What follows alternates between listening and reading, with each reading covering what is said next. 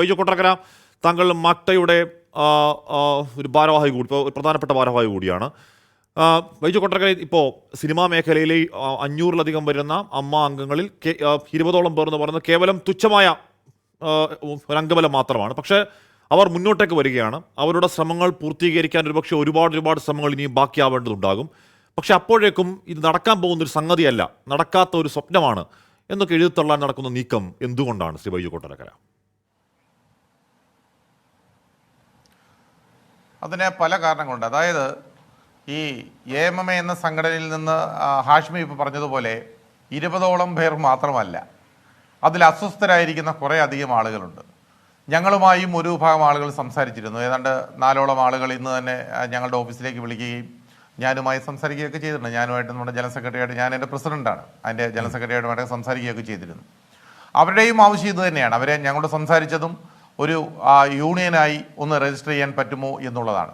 അതിൻ്റെ സാധ്യതകളും ഞങ്ങൾ പരിശോധിച്ച് വരുന്നു. ഒന്നത്. രണ്ടാമത്തെ കാര്യം എന്ന് പറയുന്നത്, ഇത് അഭിനേതാക്കളുടെ ഒരു സംഘടന ആയതുകൊണ്ട് ഇതിനെ ഒരു തൊഴിലിടത്തിലേക്ക്, അതായത് ഒരു യൂണിയനിലേക്ക് കൊണ്ടുവരാൻ പറ്റുമോ എന്നുള്ളതാണ്. അതിൻ്റെ നിയമവശങ്ങളൊക്കെ ഒന്നുകൂടെ സംസാരിക്കേണ്ടതായിട്ടുണ്ട്. അതുമാത്രമല്ല, ഈ AMMA ഞാൻ പറഞ്ഞതുപോലെ തന്നെ ഈ 20 ആളുകളോ അല്ലെങ്കിൽ 40 ആളുകളോ ഒന്നുമല്ല, ഒരു വലിയ വിഭാഗം ആളുകൾ ഇപ്പോഴത്തെ ഈ അസ്വസ്ഥതകളിൽ, ഇപ്പോഴത്തെ ഈ പ്രശ്നങ്ങളിൽ അസ്വസ്ഥത പ്രകടിപ്പിക്കുന്ന ആളുകൾ തന്നെയാണ്. അവർക്ക് അവിടെ നിന്ന് വിട്ടുപോകണം, വിട്ടു മാറി നിൽക്കണം. കാരണം ഒന്നുകിൽ അതിൻ്റെ ആ പേരുദോഷം മാറിക്കിട്ടാനായിരിക്കാം, അല്ലെന്നുണ്ടെങ്കിൽ പുതിയൊരു സംഘടനയിലേക്ക് വന്ന് അവർക്ക് നല്ല രീതിയിൽ ചില കാര്യങ്ങൾ കാഴ്ചവെക്കുന്നതിനായിരിക്കാം. എന്താണെങ്കിലും ഇത് ഈ AMMA എന്ന് പറയുന്ന സംഘടന കൊണ്ട് എന്താണ് ഗുണമെന്ന് ചോദിച്ചാൽ അവർ ആകെപ്പാടെ പറയുന്ന ഒരേ ഒരു കാര്യം കൈനീട്ടം എന്ന് പറയണം. കൈനീട്ടം എന്ന് പറയുന്നത് പോലും എന്തോ ഒരു ഔദാര്യം എന്ന മട്ടിൽ കൊടുക്കുകയാണ്. ഇപ്പോൾ ട്രേഡ് യൂണിയനിലേക്ക് വന്നാൽ അതും ഈ ക്ഷേമനിധി പോലെയുള്ള സംവിധാനങ്ങൾ ഉണ്ടല്ലോ. ശ്രീ ബൈജു കൊട്ടരക്കര, ഇവിടെ അമ്മ എന്ന താരസംഘടന ഏത് രീതിയിലാണ് അങ്ങേയറ്റം പരാജയപ്പെട്ടത് എന്ന് നമ്മൾ ഈ ദിവസങ്ങൾ കാണുന്നുണ്ട്.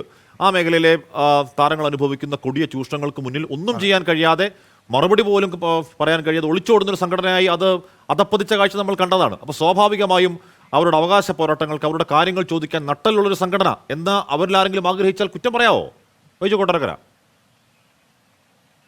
ഒരിക്കലും കുറ്റം പറയാൻ പറ്റില്ല. കാരണം ഇത് പണ്ട് എനിക്കിത് പറയുമ്പോൾ ഓർമ്മ വരുന്നത്, പണ്ട് മാക്ട എന്ന ഒരു സാംസ്കാരിക സംഘടനയിൽ നിന്നാണ് ഈ മാക്ട ഫെഡറേഷൻ ഉണ്ടാകുന്നത്. ഈ മാക്ട എന്ന സംഘടനയിൽ ഞാനും ഇത് സാധാരണ ഒരു മെമ്പറായിരിക്കുന്ന സമയത്താണ് ദിനകരൻ എന്ന പേരുള്ള, അതായത് IB ശശിയുടെ അസോസിയേറ്റ് ആയിരുന്ന ബഷീർ കെക്ക് അറിയാം. ബഷീർ കെയുടെയൊക്കെ നിറയെ സിനിമകളിൽ അദ്ദേഹം വർക്ക് ചെയ്തതാണ്. ഈ ദിനകരൻ പറമ്പിൽ പണിക്ക് പോയിട്ട് 40ഓളം സിനിമകളിൽ അസോസിയേറ്റ് ഡയറക്ടറായി ജോലി ചെയ്ത ദിനകരൻ പറമ്പിൽ പണിക്ക് പോയിട്ട് കാലിൽ വെട്ടുകൊണ്ട് അത് സെപ്റ്റിക്കായി ആണ് അദ്ദേഹം മരിക്കുന്നത്. ഈ മരിക്കുന്നതിന് മുമ്പ് ഈ ദിനകരൻ എന്തെങ്കിലും സഹായം ചെയ്യണം എന്ന് വന്ന് എന്നോട് പറഞ്ഞു. എൻ്റെയും 1-2 സിനിമകളിൽ ഈ ദിനകരൻ വർക്ക് ചെയ്തിട്ടുണ്ട്, അസോസിയേറ്റായി വർക്ക് ചെയ്തിട്ടുണ്ട്. അപ്പോൾ അങ്ങനെ ദിനകരൻ്റെ ഭാര്യ വന്ന് പറഞ്ഞു, നമ്മളാൽ ചെയ്യുന്ന കഴിയാവുന്ന സഹായങ്ങൾ നമുക്ക് ചെയ്യാൻ പറ്റി, പക്ഷേ അത് പോരായിരുന്നു അവർക്ക്. അതിനുവേണ്ടി ഞാൻ അന്ന് മാക്ടയിൽ ഒരു കത്ത് കൊടുത്തു. ആ കത്ത് കൊടുത്തപ്പോൾ ഞാൻ അന്ന് കാണുന്ന കാഴ്ച എന്താ പറയുക, മാക്ടയുടെ ഓഫീസിൽ പുതുതായി ഞങ്ങൾ വാങ്ങിയ എറണാകുളത്ത് പിന്നെ നോർത്തിൽ പുതുതായി വാങ്ങിയ ഓഫീസിൽ അന്നത്തെ സ്ഥിരം 3-4 പുള്ളികളുണ്ട്. ഞാൻ അവരെ പേരൊന്നും പറയുന്നില്ല, വിഷമിപ്പിക്കുന്നില്ല. അവരുടെ ചീട്ടുകളിയാണ് മെയിൻ പരിപാടി. അവിടെ ചീട്ടുകളിയും സ്വല്പം മദ്യപാനവും ഒക്കെയാണ് അവരുടെ സ്ഥിരം പരിപാടിയാണത്. അവരുടെ തലമുതിർന്ന മലയാള സിനിമയിലെ ചില ആളുകളാണ്. അവർ പറഞ്ഞത്, നമ്മൾ അങ്ങനെ ഒരാളെ സഹായിക്കാൻ പോയാൽ എത്ര പേരെ സഹായിക്കാൻ പറ്റും, അത് നടക്കുന്ന കാര്യമൊന്നും അല്ല എന്നുള്ള രീതിയിൽ 1 രൂപ പോലും ഈ ദിനകരന് കൊടുക്കാതിരുന്നപ്പോഴാണ്, അതിൽ നിന്നാണ് അന്ന് തുടങ്ങുന്നത് ഈ മാക്ട എന്ന സംഘടനയിൽ നിന്ന് മാക്ട ഫെഡറേഷൻ എന്ന 19 യൂണിയനുകളുള്ള ഒരു സംഘടനയായി ഇത് വളർന്നു വന്നത്, അങ്ങനെ മാറിയത്. അതിനകത്തും ഈ പറഞ്ഞതുപോലെ ഈ താൻ തോന്നിത്തരം നടക്കാതിരുന്നപ്പോൾ അതിലെ ചില ആളുകൾ അസ്വസ്ഥരായി. അതിൽ ഒന്നാമനായിരുന്നു രഞ്ജിത്ത് ദിലീപാണ് അതിന് വളം വെച്ചു കൊടുത്തത് തുളസീദാസിന്റെ പ്രശ്നത്തിൽ.